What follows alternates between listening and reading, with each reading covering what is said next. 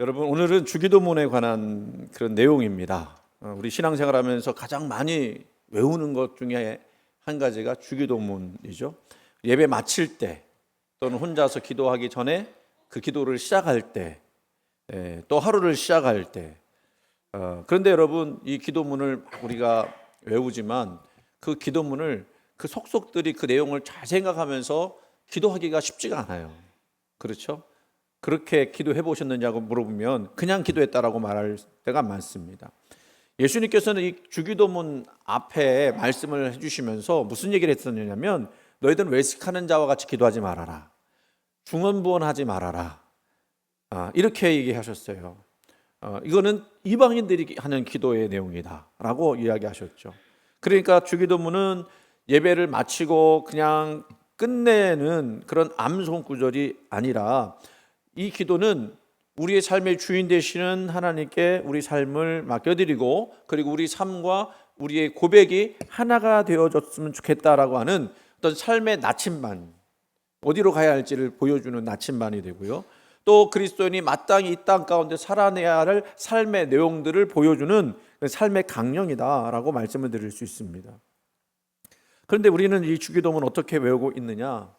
그냥 외우죠. 그냥 외우니까 외우는 거예요. 아무 생각 없이 그냥 외우는 거예요. 습관처럼 외우는 거예요. 뭐 저도 그럴 때가 사실은 많이 있는 거죠. 근데 늘 이 기도를 하면서, 주기도문 하면서 그 내용이 뭔지를 좀 깊이 생각하면서 외우고 싶어하는 그런 마음이 있습니다. 근데 주님이 중언부언하지 말라고 그랬잖아요. 중언부언이라고 하는 말은 잡다할 정도로 말을 길게 끌거나 또는 이 얘기했다 저 얘기했다가 아무 의미 없는 말을 막 반복하는 그런 거예요. 우리 통성기도할 때 집중하고서 기도를 해야 할 때가 많죠. 왜냐하면 막 기도를 해야 하긴 하는데, 기도를 어떤 내용을 하는지 잘 모르고 그냥 내가 습관적으로 했던 기도를 할 때가 많이 있거든요. 그래서 여러분이 기도할 때는요, 집중하셔야 돼요. 뭐 개인적으로 기도할 때도 마찬가지고요. 만약에 우리가 주기도문을 아무 의미 없이 그냥 외운다고 한다면 그게 바로 중언부언의 기도가 될 겁니다. 여러분 어떻게 외우고 계십니까? 제가 이런 간증을 보았어요. 여러분도 들어보셨을 만한 그런 내용이에요. 어떻게 보면 신비한 기도의 응답이라고 볼 수가 있는데요. 어떤 학교에 여자 선생님이 계셨어요. 그런데 이 여자 선생님이 혈압이 매우 심해서 교직 생활하기가 어려울 정도였습니다. 그러다가 어떤 분의 권유로, 그런 질병이 있으면 어디 가라고 그러죠? 기도원 가라고 그러잖아요. 기도원 가라고 그렇게 그 권면을 받았습니다. 그래서 기도원 갔는데요, 많은 사람들이 금식기도 하고 통성기도 하고 방언기도 하는데, 이분은 기도를 잘 할 줄 몰랐는지 기도가 안 되더라는 거예요. 고민하고 있는데 어떤 분이 와서 옆에서 가르쳐 줍니다. 잘 안 되면 주기도문을 그냥 외우라고. 주기도문을 그냥 외우라고. 그래서 할 수 없으니까 주기도문을 열심히 외웠습니다. 그런데 놀랍게도 3일째 되는 날 목에서 핏덩어리가 새덩어리가 나오더니요, 그날부터 혈압이 낮아지고 어지럼증도 사라지게 되었다는 거예요. 다음 날 너무 신기해서 병원에 가서 진단을 받았는데 모든 것이 정상적으로 회복이 되었다라는 진단을 받았습니다. 할렐루야. 근데 여러분, 이런 내용을 어떻게 우리가 받아들여야 할까요? 우리도 때로는 우리가 신앙생활 하다 보면 기도가 탁 막히고 아무 말도 나오지 않을 만큼 고통스러울 때가 있죠. 진짜 그 막 기도하려고 나왔는데 무슨 말로 기도를 해야 될지 너무 답답한 상황이 있지 않습니까? 그래서 어떤 성도님들은요, 그럴 때 주기도문을 수십 번 외우고 수백 번 외우고, 또 어떤 분은 뭐 수천 번 외우신다고 하는 분도 계셔요. 그래서 굉장히 매달리는 거죠. 그러다가 마음에 벅찬 감동과 평안을 얻기도 하고, 심지어 아까 얘기했던 오랫동안 알았던 그런 육체 질병도 낫고 고통이 떠나가고 문제가 해결되어지는 일들도 우리가 경험하기도 합니다. 저 많이 들었거든요. 참으로 귀한 하나님의 위로와 긍휼이죠. 기도의 끈을 놓지 않으려고 했던 그 간절함을 우리 하나님께서 어여삐 보신 그 내용이라고 생각을 합니다. 그런데 여러분, 여기서 우리가 한 가지 짚고 넘어갈 것이 있겠죠. 기적을 일으킨 것은 뭘까요? 주기도문을 외운 횟수나 또는 이 글자가 가진 어떤 신비한 능력 때문이 아니라고 하는 거예요. 주기도문 열심히 외웠더니 질병이 떠나갔다, 그래서 나도 주기도문 하늘에 계신 우리 아버지 이렇게 외우는 거, 그 횟수에 능력이 있는 게 아니고 그 글자에 담겨진 어떤 그런 글자가 어떤 신비한 능력을 가진 것이 아니라 사실은 그 간절한 신음소리에 귀 기울여 주신 하나님의 마음이 거기에 응답되었기 때문이다. 그래서 여러분, 이방인들은 중언부언했다고 그랬잖아요. 이거는요, 무슨 내용이냐, 지성을 바치는, 정성을 바쳐야 된다는 생각을 가지고 아무 의미 없는 것들을 막 외운 거예요. 그래서 그렇게 할 때 우리가 믿는 그 우상이 감동을 해서 응답해 줄 거다 생각을 하고 막 그냥 외운 거예요. 우리 예수님이 가르쳐 준 주기도문은 그런 어떤 신비한 능력, 영험한 능력, 신통한 능력을 발휘하는 어떤 그런 그 주문이라고 가르쳐 주지 않으셨어요. 주기도문은 어떤 내용이냐면요, 기도의 대상을 바르게 알아라. 그분의 통치가 무엇인지 알아라. 그리고 그 통치 아래 우리의 삶을 복종시켜야 된다라고 하는 삶의 나침반이라고 말씀을 드릴 수 있습니다. 치유와 기적의 체험은 아주 중요하죠. 귀한 것입니다. 아까 주기도문을 외웠더니 정말로 그런 역사가 나타났다라고 하는 게 거짓말은 아니에요. 하지만 우리는 거기서 멈춰서는 안 되죠. 단지 치유받기 위해서 주기도문을 외우는 것, 그건 하나님께서 원하시지 않는다는 겁니다. 우리 신앙은요, 병 고침을 넘어서 매일의 삶 속에서 하나님의 주권을 인정하고 그분의 뜻이 이 땅 가운데서 이루어지길 바라고, 그래서 참된 거룩의 자리로, 성결의 자리로 나아가기 위한 그런 가르침이었다라는 것입니다. 그래서 오늘 이 시간 이 주기도문의 내용들을 다시 한번 다 아시겠지만 살펴보면서 우리가 어떤 신앙으로 나가야 할지, 그리고 우리가 외우는 이 주기도문을 우리가 그냥 외울 것이 아니라 생각하면서 외워야 된다는 것을 좀 나눠봤으면 좋겠습니다. 첫 번째는요, 주기도문의 내용은요, 우리 삶의 주권을 이동시키는 거예요. 삶의 주권을. 첫 번째 9절 말씀을 한번 볼까요? 뭐라고 그랬어요? 그러므로 너희는 이렇게 기도하라. 하늘에 계신 우리 아버지여, 이름이 거룩히 여김을 받으시오며 라고 그렇게 이야기합니다. 하늘에 계신 우리 아버지요. 하늘에 계신 우리 아버지요. 이건 뭐를 전제하는 거죠? 하늘에 계시다고 하는 것은요, 우리가 믿는 그 하나님이 우주를 통치하시는 창조주 하나님이시라는 뜻입니다. 그래서 사도신경을 외울 때도 뭐라고 그래요? 전능하신 아버지 하나님을 내가 믿사오며 라고 고백을 해요. 하나님은요, 하늘이라고 하는 그런 곳에 계시다라는 뜻인데, 이건 우리가 오해하지 말아야 할 것은 하늘이라고 하는 제한된 공간 속에 계신 분이 아니라 그 의미가 사실은 이 땅에 존재하는 모든 피조물을 당신의 권능과 지혜로 다스리고 심판하시고 나중에는 그 초월하시는 분이라고 하는 것을 강조한 표현이에요. 그러니까 그때 당시에 하나님의 전능하심, 그 초월하심을 표현할 수 있는 내용을 그렇게 표현한 거죠. 하늘에 계신 우리 아버지. 그래서 여기서는 우리 하늘이라고 되어 있지만 원문은요, 유대인들의 하늘은요 3층천이라고 해서 하늘들이라고 하는 복수로 되어 있어요. 그 히브리인들의 사상을 반영한 거죠. 그거는 3층천에 계신 하나님이라고 하는 것은 하나님의 무한성, 한계를 뛰어넘는 무한성, 그리고 편재성. 편재성은 뭐예요? 모든 곳에 계시는 하나님이라고 하는 의미를 가지고 이야기하는 거죠. 그러니까 하늘에 계신이라고 하는 그 첫머리 기도의 내용은 하나님은 전지전능하시며 초연하시며 또 그런 하나님께 대한 우리의 무한한 신뢰와 소망을 안고 나가야 한다라는 거고요. 더 나아가서는 우리가 마침내 가야 할 곳이 어디다? 저 하늘나라다 라고 하는 것을 우리가 기도하면서 기대하면서 나가야 한다라는, 그러니까 우리의 이 땅의 소망은 이 땅에 있지 아니하고 하늘에 있다라는 것을 바라보고 나가야 한다라는 내용이 거기 있는 거예요. 한번 9절만 다시 한번 그 빨간 부분 그것만 한번 다시 한번 해볼까요? 하늘에 계신 우리 아버지여, 이름이 거룩히 여김을 받으시오며. 여기 보면 또 아버지라고 되어 있잖아요. 아까 뭐라고 하늘에 계신 그 하나님이 뭐예요? 누구예요? 우리 아버지예요. 제가 이거 몇 번 강조를 했고 금요일에도 얘기를 했습니다. 여러분, 때로는 아버지에 대한 기억이 좋지 않은 분들도 계세요. 아버지한테 구타를 당하고 학대를 당했던 분들은 아버지 얘기만 나와도 싫다고 그래요. 그래서 그 하나님 아버지 그러면 그 경기를 일으키는 분들도 사실은 있거든요. 근데 우리 하나님 아버지는 육신의 아버지가 아니라 영의 아버지잖아요. 우리를 사랑하시는 하나님 아버지, 그 사랑이 얼마나 놀랍고 은혜로운 것인가를 생각해 보면서 나가야 하는 거예요. 저는 가끔씩이라고 이제 표현을 해야 될까? 요한복음 14장 18절에 이 말씀을 자주 외웁니다. 뭐냐면 내가 너희를 고아와 같이 버려두지 아니하고 너희에게로 오리라 이렇게 말씀했습니다. 저는 이 말씀이 너무 좋습니다. 이 말씀이 가슴에 와닿습니다. 왜요? 우리는 내 힘으로 안 되는 일들이 얼마나 많습니까? 내 노력 가지고 내 능력 가지고 안 되는 일이 얼마나 많이 있어요.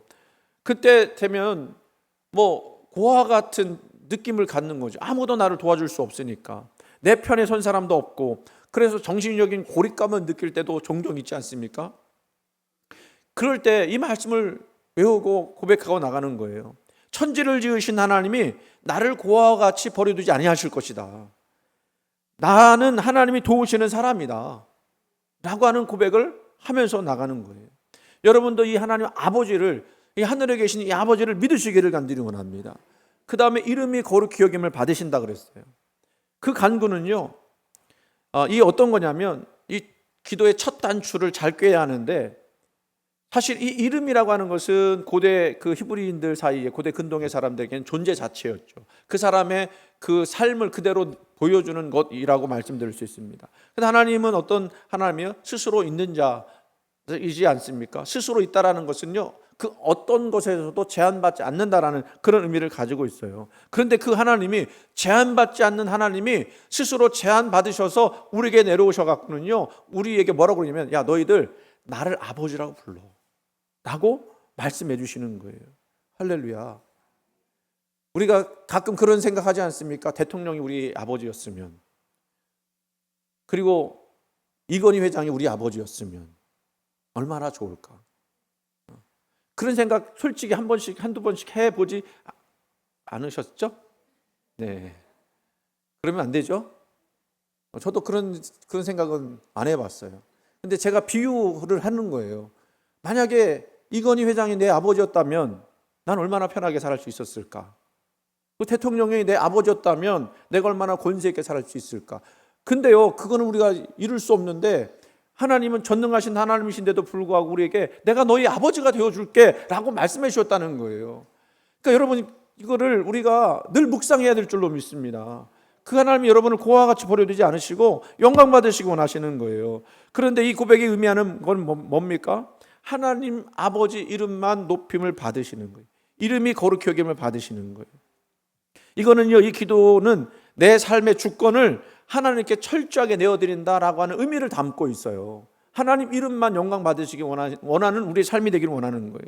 여러분, 우리는 어떻습니까? 내 이름을 높이려면 교만한 욕망이 막 일어나오죠. 그죠? 누군가 나 안 알아주면 기분 되게 나쁘죠. 안 나빠요? 나빠요? 근데 그거를요, 어떻게 하라는 거예요? 십자가에 못 박으라고 하는 거예요. 나 알아주지 않아도 괜찮습니다. 나 누군가 인정받지 않아도 괜찮습니다. 그런데 주님의 이름이 그것을 통해서 높임을 받으실 수만 있다면 나는 그것을 감사합니다라고 주님이 가르쳐 주신 거예요. 그래서 나의 말과 행동, 그리고 직장과 가정생활 속에서 내 하는 모든 일들을 통해서 내가 영광받는 것이 아니라 누구의 이름만이 드러나는 거죠? 하나님의 이름만이 드러나기를 결단하라고 하는 내용인 것입니다. 이제 오늘부터 이제 자랑 하나도 못할 거예요, 아마.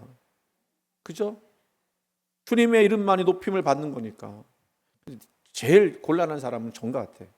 제가 자꾸 저 알아달라고 이야기. 어제도 내가 저거 수영장 치면서 막 뭐라 했거든요. 옛날에 나 혼자 다 했다고.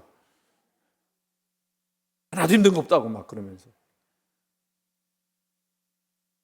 여러분, 하늘에 계신 우리 아버지 이름이 거룩히 여김을 받으시오며 여러분의 주권을 하나님께 올려드리길 간절히 소원합니다.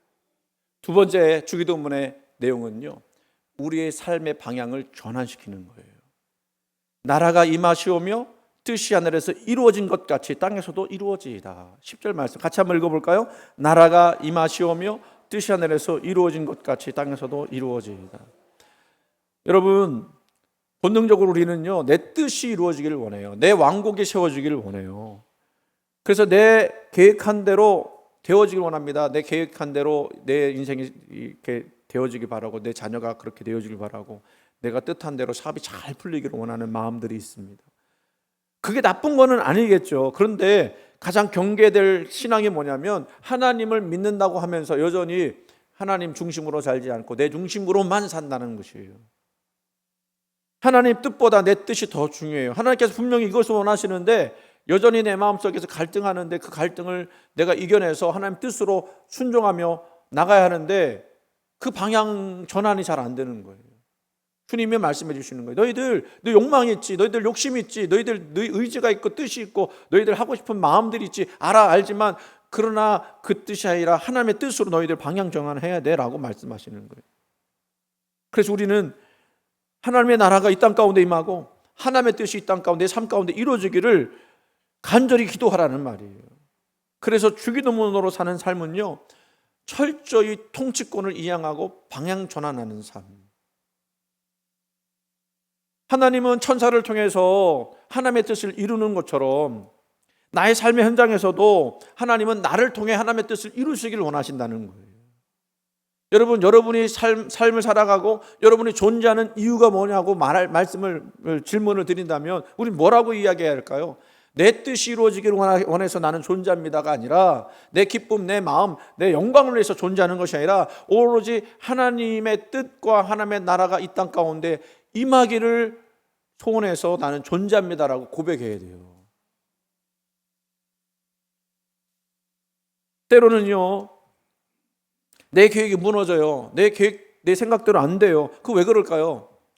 하나님이 나를 무너뜨리시고 하나님의 나라를 세우시기 위한 어떤 내용일 수도 있어요. 그때 우리는 뭐라고 기도해야 되냐면 주님 선하신 하나님의 뜻이 내 삶과 우리 가정과 내 직장과 우리 교회 위에 온전히 이루어지길 원합니다라고 고백하는 그 자기 부인의 기도가 우리 가운데 있어야 되는 것입니다. 여러분은 이 주기도문 하면서 자기 부인 하십니까? 나는 죽고 오직 하나님 뜻만이 서기를 원합니다. 방향을 전환하시길 바랍니다. 오늘부터 기도하실 때 그 주기도문을 담아서 기도하실 때 이런 방향 전환이 이루어지기를 원한다고 나 스스로 나의 이 본성과 나의 이 모습을 정말 정직하게 들여다볼 수 있게 해달라고. 그래서 이런 잘못된 부분들이 있다면 그 부분들을 하나님께 정말로 다 고백하고 회개하고 방향 전환하는 우리들 되게 해달라고 기도하는 저와 여러분 되기를 간절히 소원합니다. 이제 세 번째는요, 조금 우리가 좀 은혜롭게 받을 수 있는 내용이에요. 이건 뭐냐면 그 주기도문으로 사는 삶은 은혜를 일상화하는 삶이라고 말씀드릴 수 있습니다. 내용을 보면 어떤 거예요? 그 내용 11절에서 12절 말씀인데 뭐라고 되어 있죠? 같이 있습니다. 오늘 우리에게 일용할 양식을 주시옵고 우리가 우리에게 죄 지은 자를 사하여 준 것 같이 우리 죄를 사하여 주시옵고. 자, 여러분, 이거는 실제적인 우리의 삶을 다루는 거예요. 여러분, 일용할 양식, 이거 얼마나 중요한 겁니까? 그렇죠? 우리가 이 일용할 양식을 구한다고 하는 것은 어떤 내용이냐면 막 쌓아두고 살지 말아라라는 거예요. 하루하루에 그 하나님의 도우심과 인도하심을 바라라는 겁니다. 참 이거 쉽지가 않습니다. 그렇죠? 오늘 하루를 살게 하시는 하나님의 공급하심을 믿으면서 살라고 하는 거거든요. 근데 그렇게 살려면 쌓아두는 인생이 되어서는 안 된다는 거예요. 이 말씀은요, 사실 일용할 양식이라고 하는 것은 어디에 초점 생각을 하시고 주님께서 말씀하셨을까 보면 광야 가운데 하나님께서 내려주셨던 하늘의 양식 뭐가 있죠? 만나예요. 이 만나는요, 사실은 세상에 없었던 음식이었습니다. 광야 40년 동안에만 내렸던 음식이었어요. 그래서 사람들이 먹어보고 이것이 뭐지? 라고 하는 말이 바로 만나예요. 만나 뜻이 이것이 무엇이냐라는 뜻이거든요. 처음 보는 음식이란 말입니다.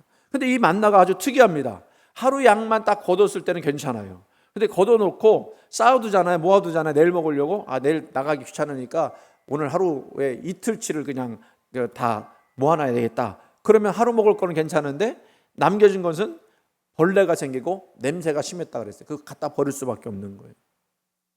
이거는 어떤 의미를 가지고 이렇게 하나님께서 하셨느냐면 하나님의 통치의 성격을 이야기해 주는 거예요.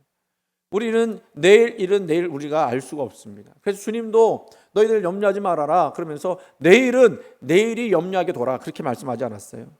그러니까 오늘 하루 하나님께 책임져 주시는 것에 대해서 우리가 믿음을 가지고 나가야지 그 미래까지 우리가 땡겨다가 염려하고 땡겨다가 걱정할 필요가 없다라는 거예요.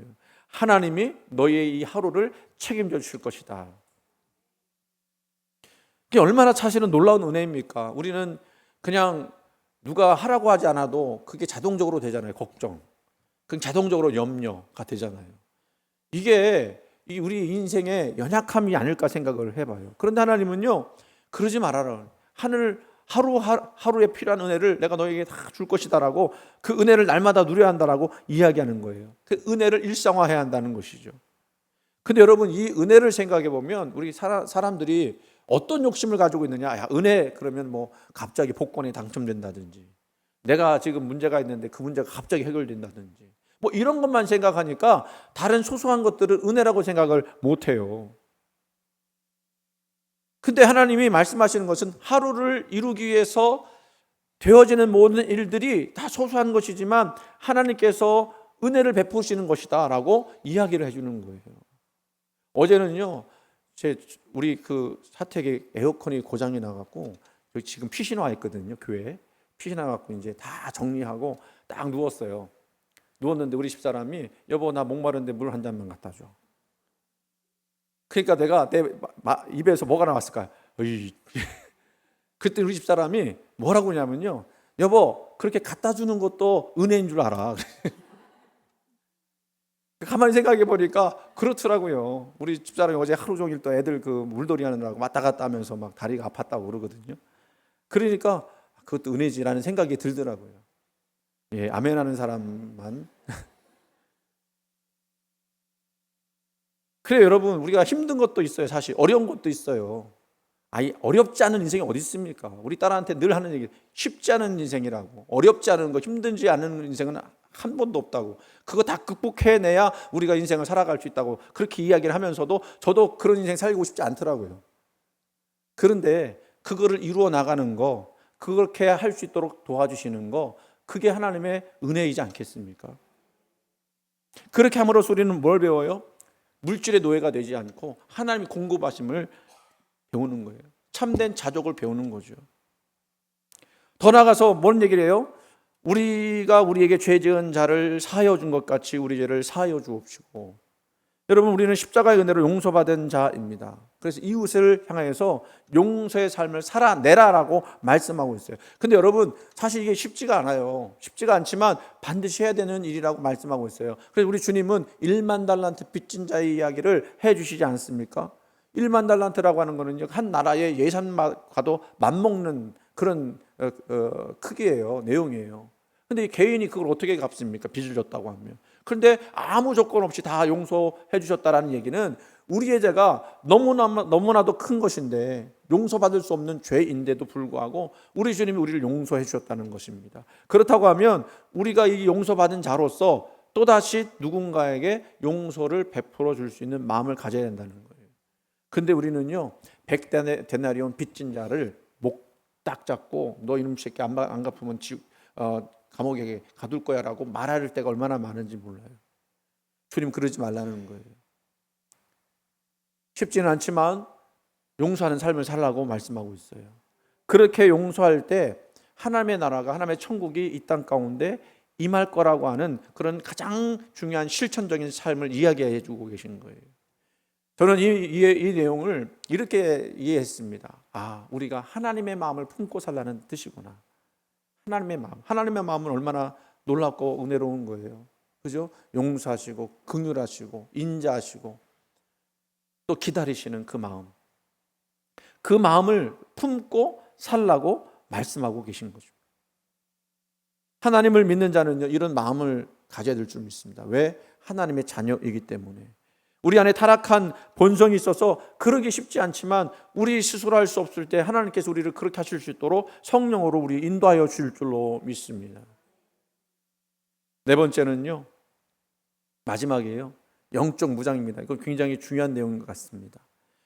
주기도모로 사는 삶은요, 성결을 지켜내는 영적 무장을 갖춰야 합니다. 마지막에 우리를 시험에 들게 하지 마시옵고 다만 악에서 구하시옵소서. 여러분, 이 땅에 사는 동안요, 사단 마귀는요, 우리를 어떻게 하든지 넘어뜨리려고 애를 쓰고 있어요. 생각으로, 관계로, 또 여러 가지로. 주님은 그걸 아셨기 때문에 이 영적 전투를 벌이라고 그렇게 이야기하고 계십니다. 근데 영적 전투라고 하면 뭐 거창한 걸 어떻게 생각하고 핍박받는 것을 생각할 수가 있는데 사실 그렇지 않습니다. 잘 들어보세요. 사탄은요, 우리의 지극히 평범한 일상 속에서 아주 교묘하고 은밀한 방법으로 우리의 마음을 흔들고 거룩함을 훼손하려고 합니다. 때로는 너무 바쁘게 만들고, 때로는 너무 피곤하게 만들고, 그래서 하나님과의 독대하는 그 기도의 시간을 빼앗아가 버려요. 기도하기보다는 손에 든 이 스마트폰은 나의 목자시니 내게 부족함이 없으리로다 생각하면서 그 스마트폰과 미디어를 통해서 세상의 가치가 물질주의에 나도 모르게 물들어가는, 사단이 원하는 게 바로 그거 아니에요? 하나님께서 점점점 멀어지게 만드는 방법을 쓰는 거. 가장 좋은 게 스마트폰이에요. 그래서 여러분 한번 그렇게 생각했으면 좋겠어요. 내가 쓸데없이 스마트폰 하는 시간에 차라리 기도를 해야 되겠다. 기도하는 시간을 더 가져야 되겠다 라고 생각해 보세요. 또 뭡니까? 가정과 교회 안에서요, 가까운 사람인데도 불구하고 굉장히 섭섭함을 증폭시키는 거예요. 제일 시험 드는 사람이 누구예요, 여러분? 멀리 있는 사람이 아니라 가까운 사람이에요. 가까운 사람이 말 한마디 하고 그러면 괜히 마음속에 막 섭섭함이 밀려오고 미움이 막 밀려오고 분노하게 되고 그 관계를 깨뜨리는 거죠. 그게 시험에 드는 일일 수 있어요. 또 내일을 향한 염려를 불어넣어서 하나님을 향한 온전한 신뢰를 무너뜨리기도 하죠. 그래서 여러분, 사탄의 가장 무서운 전략은요, 우리로 하여금 흉폭한 그런 그 죄악에 빠지도록 뭐 살인을 한다거나 뭐 강도짓을 한다거나 흉악한 범죄를 저지르게 만드는 것이 아니라 작은 죄에 점차 무감각해지면서 내가 죄에 빠졌는데도 불구하고 그걸 느끼지 못하도록 만드는 거예요. 우리는 십자가의 보혈로 씻음받은 하나님의 거룩한 자녀가 되었음에도 불구하고 이걸 잃어버리고, 이런 정체성을 잃어버리고 세상과 적당히 타협하면서 세상이 난지 내가 세상인지 알지 못하는 그런 유혹에 빠져들어가야 된다는 겁니다. 사무엘이 이런 얘기했습니다. 하나님은 하나님을 존중히 여기는 자를 존중히 여기고 경멸히 여기는 자를 경멸히 여기리라. 무슨 얘기인지 아시죠? 우리가 하나님을 높이고 하나님을 귀히 여기고 하나님의 뜻대로 살려고 하고 하나님의 마음을 품고 살려고 하는 자에게는 하나님께서 그만한 은혜를 베풀어 주시겠지만, 그렇지 않고 자기 뜻대로 자기 마음대로 자기 원하는 대로만 살려고 하는 사람을 하나님께서는 절대로 복되게 하시지 않는다라는 거예요. 그게 바로 우리를 시험에 들게 하지 마시옵고 다만 하게서 구하시옵소서라고 하는 기도의 내용이 필요한 거예요. 여러분 가운데도 여러분을 책망하려고 하는 이야기가 아니라 여러분도 열심히 살려고 할 거예요. 그렇죠? 열심히 주님 뜻대로 살려고 지금도 애쓰실 겁니다. 제가 여러분에게 그런 걸 막 책망하려고 하는 게 아니라, 그런데도 불구하고 사단은요, 우리가 알지 못하는 순간에 세상에 빠지도록 만든다는 것을 우리가 알아야 된다는 거예요. 영적 전쟁이라는 걸 알아야 한다는 거예요. 그래서 이 싸움에서 반드시 승리해야 될 것은 우리가 정신을 차리고, 우리 이제 예레미야서를 보면서 그거 계속 이야기했는데, 영의 눈을 열리고 영의 귀가 열리고, 그래서 깨어서 기도하는 신앙이 되어야 한다는 얘기를 말씀을 드렸거든요. 예레미야서를 보다 보니까 그거를 말씀해 주는 내용들이 곳곳에 있더라고요. 숨겨져 있더라고요. 여러분, 우리가 그렇게 살아야 할 줄로 믿습니다. 사단 마귀는요, 가만히 우리가 있으면요 와서 우리를 물어요. 이제는 내 안에 죄악된 본성을 이제는 십자가에 못 박고 매 순간 성령의 충만함을 입어서 세상과 구별된 온전한 성결의 삶을 끝까지 지켜내겠다라고 하는 고백을 우리 주기도문에 담아서 기도해 보셨으면 좋겠습니다.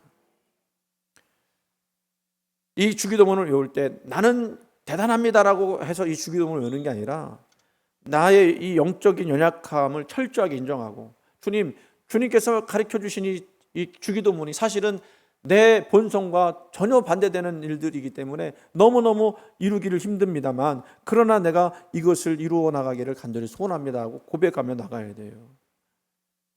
우리 주기도문은요, 단순하게 평안의 기도를 요청하는 것이 아니고, 어떻게 보면 매일 아침 죄와 피 흘리기까지 싸우겠다고 하는 영적 군사의 무장 기도인 줄로 믿습니다. 이 기도를 여러분들이 온전히 이루시기를 간절히 원하고요. 마지막에 이제 더 나가서 뭐라고 해요? 가로치었죠. 나라와 권세와 영광이 아버지께 영원히 있사옵니다 라고 그렇게 했습니다. 이 모든 것들에 대한 마무리로 하나님께 영광을 돌리고 그 나라와 그 권세, 그 영광이 정말로 하나님께만 있다라는 고백을 마지막으로 하고 마무리하는 거예요.